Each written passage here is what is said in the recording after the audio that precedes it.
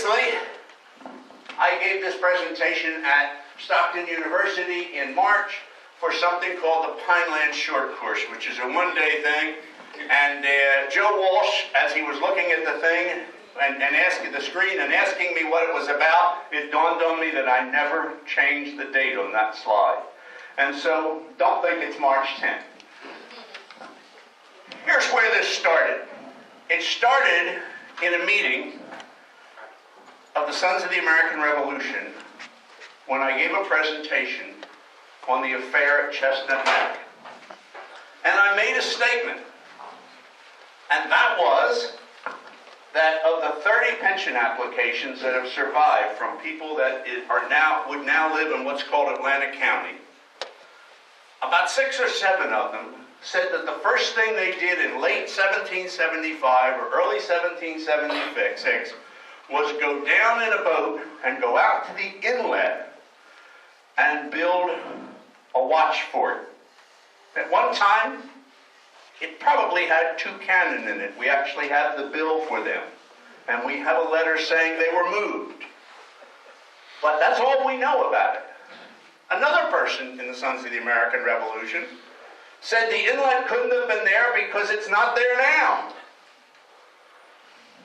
And he said those people's witness is not, those witnesses are not valid.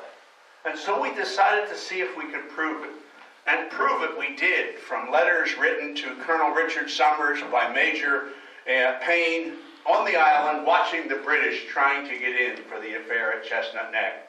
And so my question was, if the inlet was 5 miles north from where it is now, how did it get there?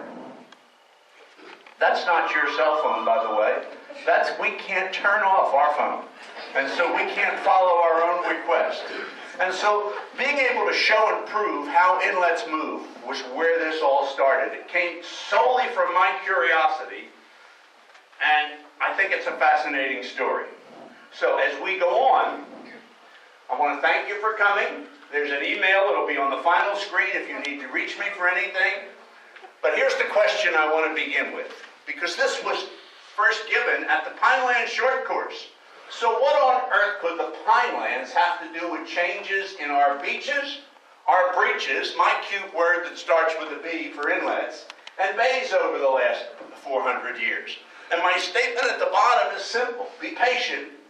Focus on what I say about the inlets. Just think inlet, and you'll see an interesting story unfold. I'll unfold it first at Little Egg Harbor, and then I'll move down to Brigantine, Atlantic City, and Great Egg Harbor and show you that the same thing happened, and that Atlantic County did not always look like Atlantic County looks now. 1833. The best preserved old map is the Gordon map. I want you to notice something with me, and I want you to note, do you see these set of islands here? Do you see the way that they're aimed at the inlet? That is called a flood tide delta. They normally form from storms, and then they get on the bottom of the bay, and then they grow up and get vegetation, and over 50, 75, 100, 150 years, a set of islands forms just like this inside an inlet. You say, Norm, I see another set here. You're right, but you don't see a what? An inlet, but look at the map. Old Brigantine Inlet. Before this existed, this existed. Now what you don't see on the map, for whatever reason, this particular map artist did not include it, is where I have this green star.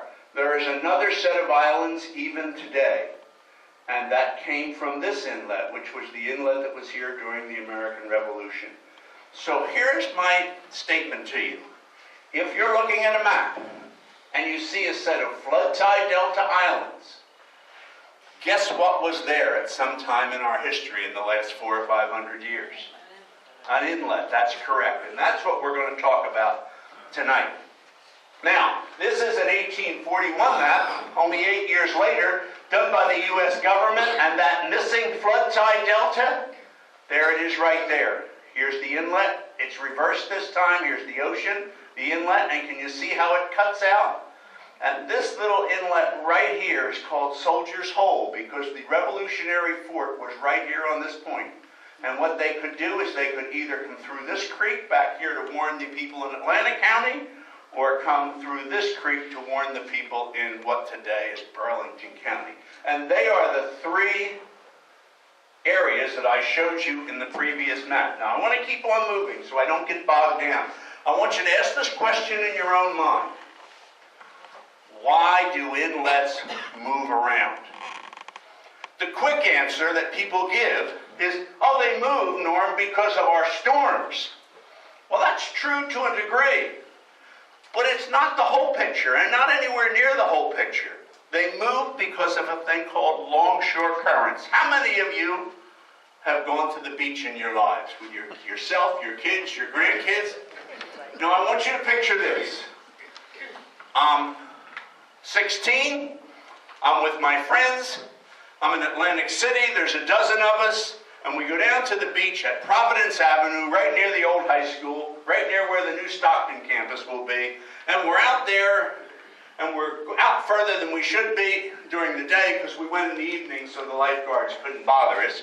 But what happens is, after we're out there swimming and goofing around for about a half an hour, are we at Providence Avenue anymore? In the summer, we are moving north. We are now at Boston Avenue. But if we had wetsuits on, and we were polar bear type people, and we did the same thing in the winter, after a half hour, we'd be at Hartford Avenue. And those longshore currents is the way the currents come. They hit the beach, and whatever angle they came in at, they come off in the same angle, and they move sand as they do it. The sand just moves either up the beach or down the beach. And it generally moves positively down the beach because it's stronger in the winter. Notice we have rougher water in the winter here. And so that's why beaches move. But what do they do? Here's the longshore current. Here it's coming, let's say, north to south. Now, as it's moving north to south, what it does is when it hits the inlet, it starts going in because it doesn't have resistance, does it? And it actually deposits sand. And there's this little curl that builds up. And over the years, you get one curl, two curls, three curls. But at the other side of the inlet, it's hitting the inlet, and it's pushing it backwards and flattening it out. So over the years, inlets in New Jersey move in what direction? South. That's exactly right. They may move slowly, they move quickly, and this is just another picture of it.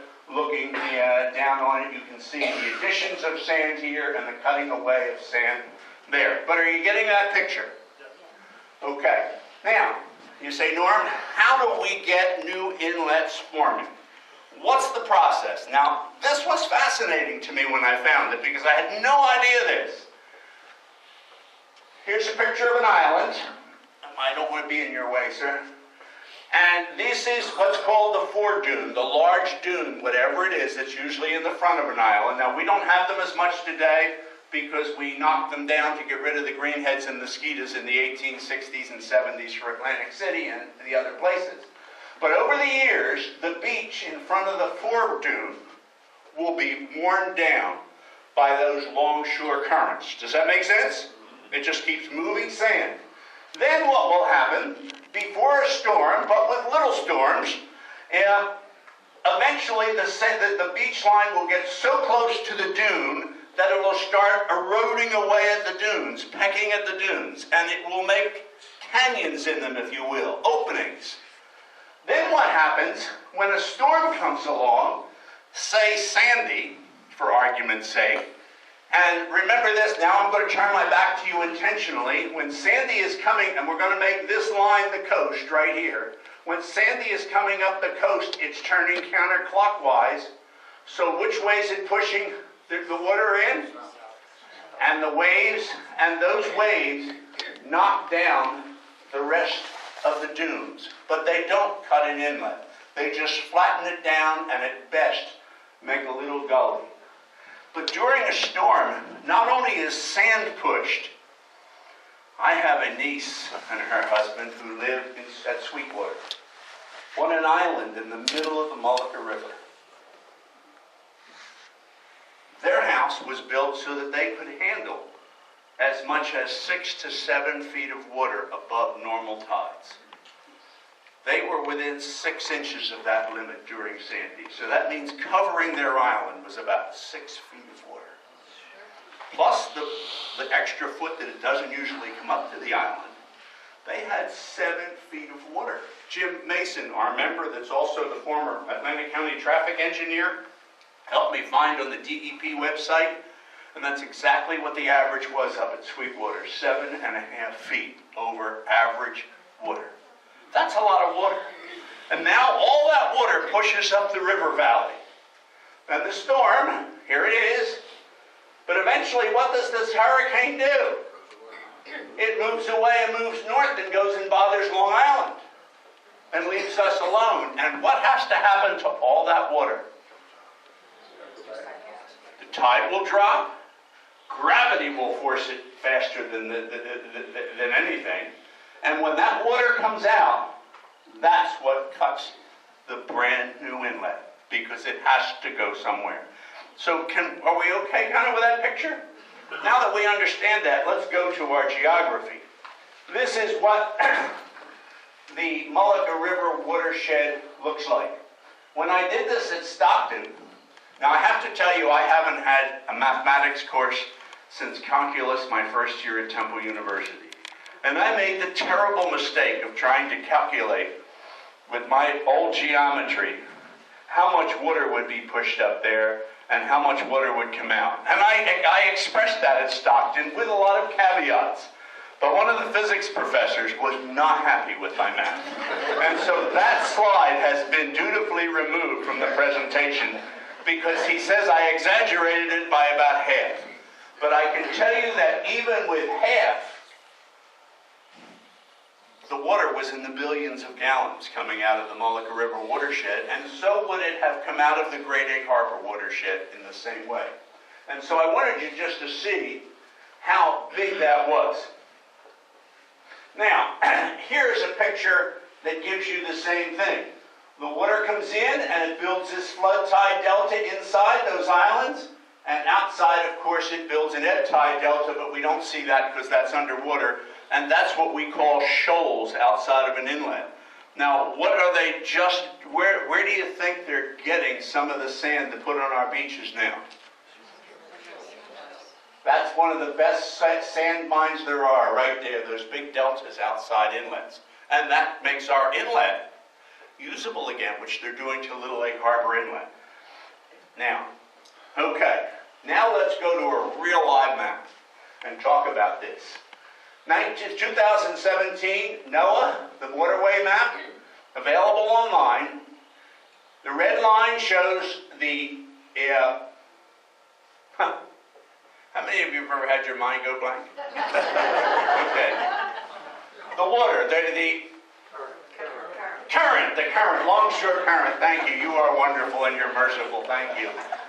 And the current is coming this way, and as it comes this way, it moves the sand down, and now it hits the inlet. Look how it's bending this around right here at the tip of Long Beach Island, at the end of the sanctuary there. But over here, when it hits here, look what it's doing to this. This end was all the way out here originally, but now it's flattening it out, and it's made this other set of islands disappear. It's compressed them.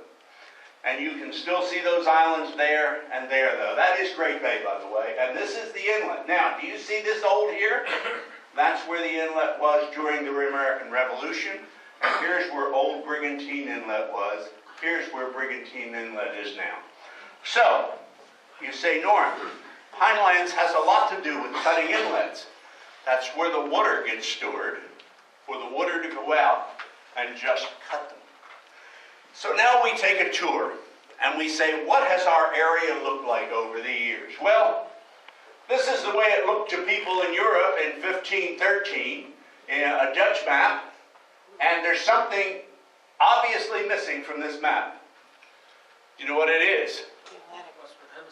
The Western Hemisphere, North and South America. This is only about 23 years after Columbus. And I don't think half the map makers at this point were quite sure what they had yet. And so this is what they were still showing in many of the maps. and earlier than that. Now we come to a map just a few years later, 1687, and aha, the map makers have found North America, and not only that, look what else they found. New Jersey. And already, look what they have found. Little Egg Harbor and Great Egg Harbor inlets. Not much detail, because the maps at this point are designed for what? For ships. They're not making land maps. They're ship maps. And the only reason the ship map is made, Tony, is to get the captain to a harbor where it's going to be safe. And so that's what you have. Little Egg Harbor, Great Egg Harbor, because they were really the only inlets that they could have a chance of coming in without getting caught on the shoals at this point. So now we go to the next one. Now this guy is not related to me as far as I can say, but he has a good last name. 1666. Now this guy, by the way, did not come to America to make this map. And how do we know that? Because what he did is he reversed Great Egg Harbor and Little Egg Harbor. And he put Little Egg where Great Egg was supposed to be and Great Egg where Little Egg was supposed to be. But I want you to see something that you're not used to. Number one, see the sandbar showing?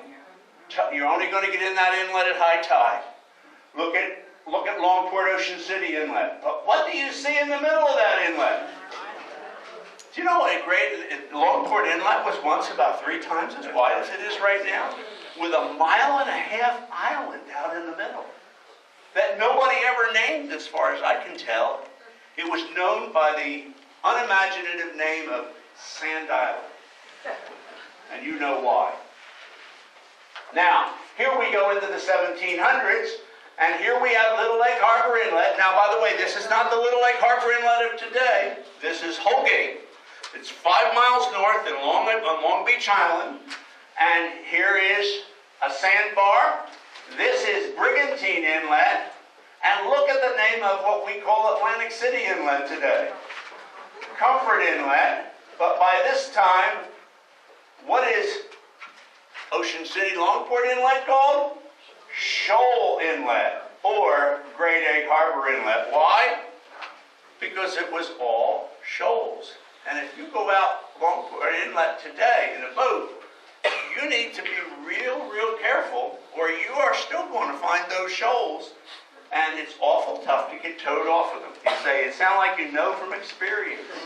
I was raised with a boat, I do. Long before sea tow. Now we're coming up to 1752, and this is the first map that really has river detail. Now here's Great Egg Harbor is kind of here, and you can see that, and you can see like, well, maybe there's an island there, maybe there's not. But I want you to come up here and look at this. Here's where the Mullica River comes out. So here is where the inlet should be, is today. But look how it's up north here. It's actually Holgate Inlet, or Little Egg Inlet originally, emptied out of Little Egg Harbor Bay. And down here you have Brigantine Inlet, you have Atlantic City Inlet. And there's not much detail. Obviously, there's a bay you can traverse behind the islands. Keep the thought of bay in your mind. Wait till you see what's happened there over the years. How many of you, by the way, have been raised in Atlantic County? Raise your hand. Oh, you're in for a big surprise. Now, this is from the 1905 Geological Survey of New Jersey, done by the state geologists for the state legislature. Here, in 1905, is where the end of Long Beach Island is. Here is the end of Brigantine. Can you see that? Here is where the end of Long Beach Island was in 1767. And all this was an island called Tucker's Island. And this inlet here, this was been around, and this was closed and was not even opened until the end of the 1700s. And then here is Brigantine Inlet. By the way, does anybody know what the alternate name of Brigantine Inlet is? Wreck Inlet. Wreck Inlet. What does that tell you about going in and out of that inlet? As a teenager with my ski boat, I never understood why my father didn't want me anywhere near there. And being a teenage boy, if he didn't want me anywhere near there, guess what? The library staff had the same trouble with me, where is Dale standing in the back. When they made me the librarian, the first thing I did when I was in here early morning one morning was to go look in the filing cabinet that said, "Do not look into this." I had to know what was in there. The little boy has not left. But you can see how this island moves down, down, down, down, and this shortens up. And that's a fascinating map. By the way, all these are available online. Here we're coming up to almost 1800. Just at about 1800 is when a hurricane changes all this. But still, here's the Mullica River, this is Great Bay, and look how far north the inlet is. It's not there at all, it's at Holgate. Brigantine Inlet is here. And by the way, look how little Brigantine is right now. This is kind of a no man's island, little beach we call it today, part of Brigantine. Here's Atlantic City, here's Great Egg Harbor, and look what's out in the middle. And by the way, right here where I have this arrow, at Longport stopped in the late 1700s where the Longport Bridge is today. It went no further. And the gardens in Ocean City didn't get filled in until around 1900. I just did a research project there for an attorney based on old maps, involved in a real estate lawsuit. And I was stunned at how much of Ocean City wasn't there until 1900. And so this, as best I can tell, is about 3.5 to 4 miles wide, this inlet at this time. And here's this sand island out here in the center. So now you're starting to see how storms and things move inlets. Here we go 1812, and we're just about done this tour. And here we have Little Egg Harbor Inlet, but now we're after 1800, right? Guess what? The hurricane came along about 1800. Here's Old Inlet, and here's now New Inlet. You say, Norm, why did they name it Old Inlet and New Inlet? Because the Old Inlet was older, and the New Inlet was newer. They didn't get creative. They just knew it. Here's the island sitting in the middle. That's Tucker's Island. By the way, that had a hotel on it. A lighthouse? How many of you saw on the Facebook page that lighthouse falling into the bay? That was right on that island there. Look at the size of Brigantine Inlet now. It's over a mile wide. You come down to Atlantic City. You say, wow, that's pretty big too. And then you come down to Great Egg Harbor, Longport, and look at the size of this. Here's Longport Bridge right here. All this is inlet, and here's this giant sand island out there. You say, Norm, what did they use those islands for? I mean, why did people buy them? They would swim their cattle out in the spring, let them graze on the island. Absecon Island, we have pictures downstairs in the vault with Absecon Island having a mountain range of sand dunes from 30 to 50 feet high. Somebody said that's impossible, it's a lie. I said, well, where did the pictures come from? They didn't have Photoshop, and they're from the 1860s, by the way. Didn't have Photoshop then. And the person said, well, I guess they did. But that was all up and down, and they were vegetated. There were actually forests on Atlantic City, Ventnor, Margate, Longport.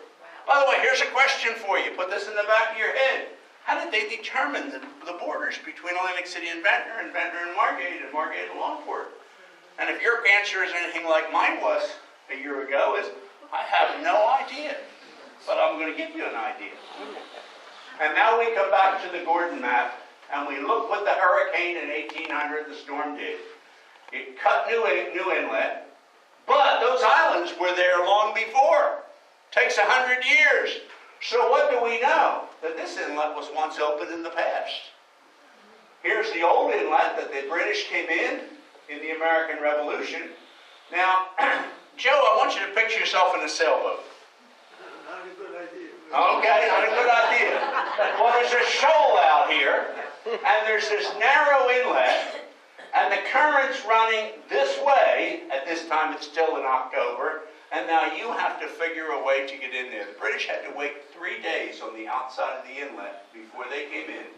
When they went to go out, their brand new flagship ran aground. They couldn't get it off, and they had to blow it up and burn it so the Americans wouldn't get a flagship. Blow it up where? Blew it up right in that inlet somewhere there. And evidently it was a pretty good explosion because people all the way over into Leeds Point could see it. Here is New Inlet. You can see it's pretty wide. Here's Old Brigantine Inlet as we saw. And do you now get the picture of what happened at Little Egg Harbor? And by the way, what happened eventually is this. Did what? What do you think happened with this? It closed up. Filled in. The currents just came down, filled it in more and more and more. Finally it filled in, and before Ocean City was built, I have a map downstairs that shows that this entire area here has been laid out for a subdivision. Streets, houses, and guess what they were planning to call it? Ocean City. But along came Mother Nature. Remember there was an ad years ago that says you better not mess with Mother Nature or something like that? Well, I think that's what was applied here. And by the way, you can still see on this map, you can still see Tucker's Beach there. See the name? And where it says Tucker's, that's where the hotel was. And that was one of the first, that was before Atlantic City. That was in the late 1700s. Probably the first shore resort there was. So Resorts International has nothing on Tucker's Hotel, except Tucker's Hotel is way underwater today. Here are those other islands that were over there that should be on this map. And with that, let's look at what really happened. Somewhere back in the 12 to 1400s, a Category 3 hurricane hit directly in here. Now, let me just make a disclaimer here. Yeah, I am a retired seminary professor, and in the seminary we have, I trained pastors, and we haven't graduated to BCE and CE, and so you will still see AD or BC. I just haven't quite remembered to get that, so I don't mean to offend you, but if the brain at 71 is not working as good as it used to. Now, this direct hit, from what we can see, is what opens Old Brigantine Inlet, and it lasts for hundreds of years. They've done borings out there, and they know about when it was. Brigantine Inlet slowly moves south. The old inlet closes, but the deltas remain. Because remember, once the inlet closes, Cheryl, there's nothing to mess with those islands in the back. So they're going to be a fixed feature. If you go up there today and you go back there in a boat, they are right there, just staring you right in the face. Now, in 1778, a nor'easter came along and started making Old Inlet much smaller. And that's what gave the British a fit, by the way. And then in 1800, it closed it more and opened New Inlet to form Tucker Island. But in 1821, it made New Inlet bigger, and Old Inlet, when New Inlet becomes bigger, there's less water to go out Old Inlet, so Old Inlet becomes smaller. You got the idea? Now, Old Inlet is closed and ends by about 1870. However, in the 1920s, another storm comes along, and guess what it does? It opens it up again, and it was called Beach Haven Inlet. You're starting to get the picture of opening, closing, opening, closing.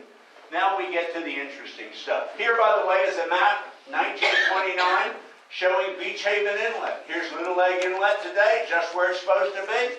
But this storm came along and opened Old Inlet up again, and this is still called Tucker's Beach. And right after this, or right about that time, is with the house on the end of the island went because the storm took away the sand under the house. And if the sand under the house disappears and your house is sitting on the sand, you have a problem. Okay, now let's move to Brigantine. Old Inlet, we've had enough of that. 1752. The northern part of Brigantine is just a little island. Brigantine Inlet is right up where Little Egg Harbor Inlet is today, and the rest of Brigantine Island is long. It's as long, almost, as all of Brigantine and Little Beach today. That's there. We're in 1750, let's say.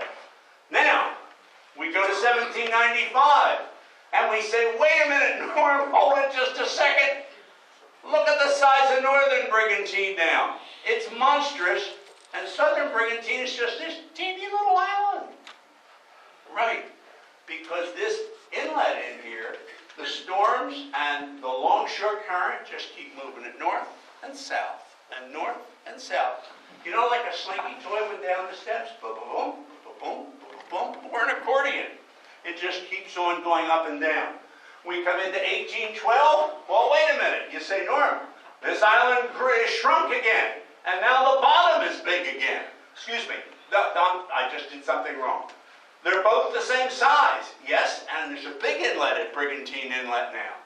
Now it's evenly split. We went from a little top and a big bottom to a big top and a little bottom, and now to evenly split. And these are only a few decades apart. Now here we come back to our Gordon map, and now look at it. The entire island is one piece, and Brigantine Inlet is non-existent. But here's a big surprise. Atlantic City Inlet is now two inlets. Absecon Inlet with an island in the middle called Peters Beach, and a second inlet called Quarters Inlet that's about a half a mile up into Brigantine today. You say, how do you stop that? Bill Jetties. That's how they stop it, and that's what they did. But look at that. And by the way, do you see the islands, how they're formed back here? But it's hard to see, but this little, right in there is where that extra inlet is. Now I want to show you something else. I want you to look at Absecon Island. Let me get this light to go on again. Here it is here. Here's the inlet, and there's Longport. Tell me what you see in that island, about the middle. A what? Another inlet. Another inlet. Say, wait a minute, Norm. Dry inlet. That's called Dry Inlet. Let me tell you how I first heard about it. My grandmother was about 93. She lived in Atlantic City, and we had this giant house that we were raised in with our family sporting goods store attached to it. And my mother was probably 70 at the time. And she called my wife and I, and she said, listen, I can't handle Mom alone. She's like getting up on ladders, cleaning drapes at the top of 10-foot ceilings, and you know how we're all going to get that way one day if we're not careful. So we moved over there. I moved my office over there, my study over there, and I would do everything from there. Eventually, dementia set in. Now my grandmother raised me, by the way. I was raised in the house with her. But at one point, she knew me. Joe, you'll get a kick out of this, but she didn't know my name anymore. I was Mr. Minister. That's all she could get out. She knew that much, and she would walk out there, and she would try to con me into letting her do things like get on ladders and do that. And when I'd tell her, Grandma, you can't do that, she'd say, some minister you are. Dry Inlet. It is where Jackson Avenue is today. You say, Norm, other than lines on maps, is there proof? Yes. My brother is the building inspector for Ventnor and for Longport. And on the south side of Jackson Avenue, he has, in some of those houses where they've been rebuilt and they've done things in the backyard, when they've excavated, he has found the remains of old bulkheads in there. Now, how did I hear about it?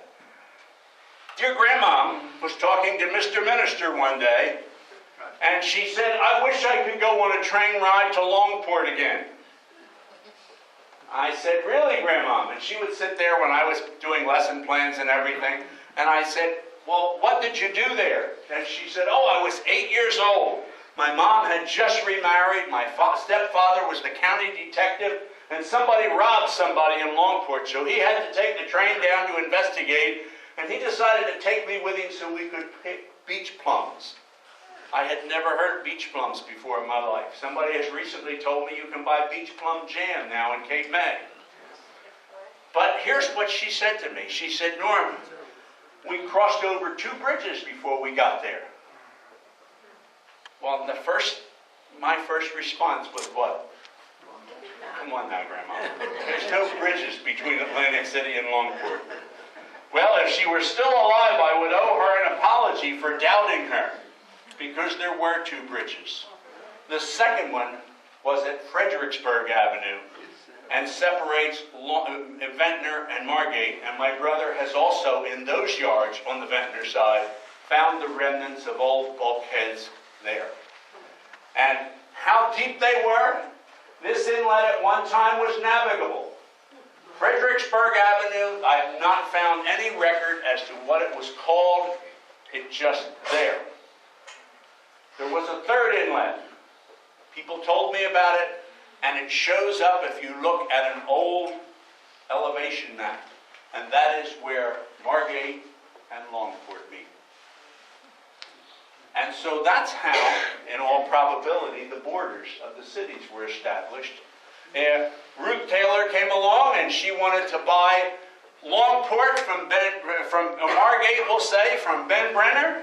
And Ben said, okay, Ruth, I'll sell it to you I'll sell it to you from that inlet to that inlet. She said, sold. They wrote up a bill of sale.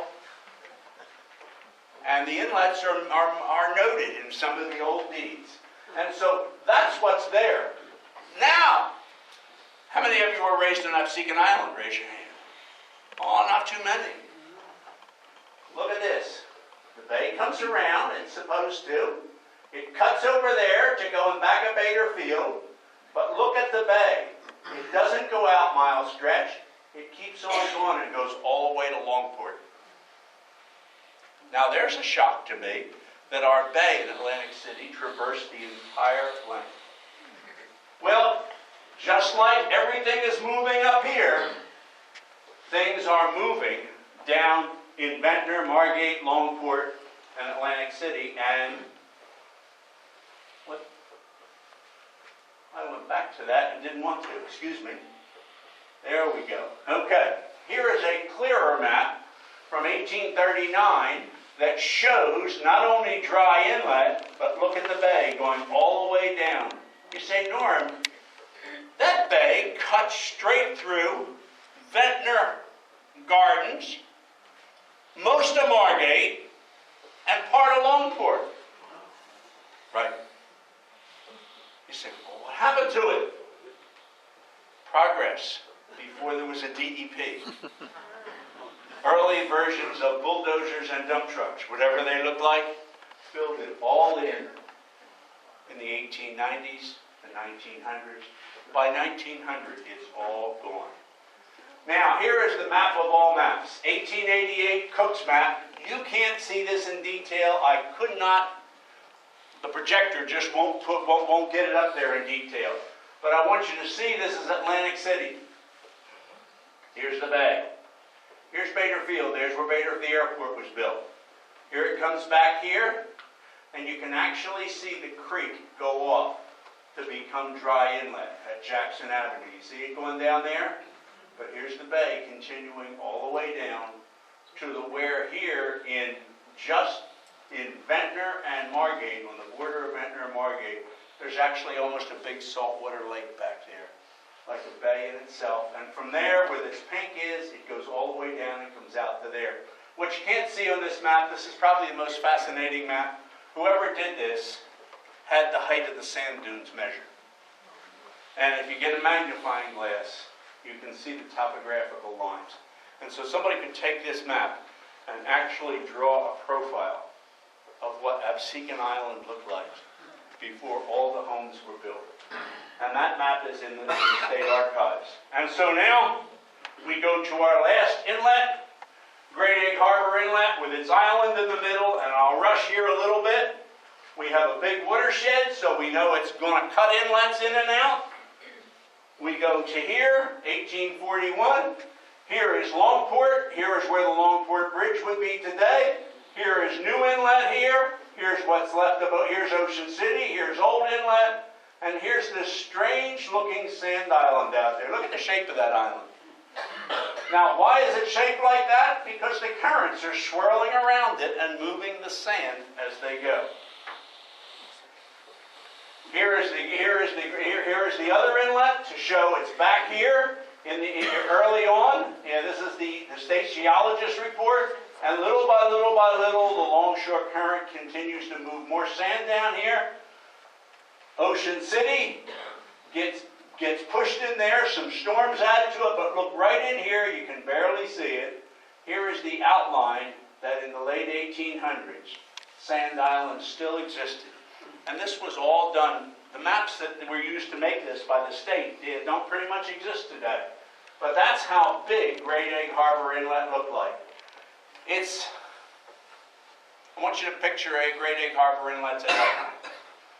And I want you to triple it. And then stick a 1.5 mile long island out there in the middle with an inlet on each side. And that's what it looked like. Back to the map, what did it do? The storms came in, pushed the water in, they pushed it back out after the storm, and a new inlet was cut, and it keeps moving and moving and moving. And so the point is here, where we live, which looks very stable, was at one time very unstable. When you see a border today, somebody made that border because something existed there that they could point to. And if we did not build our jetties the way we do now, it would be moving, moving, moving, moving still. And so if I can have the lights on, and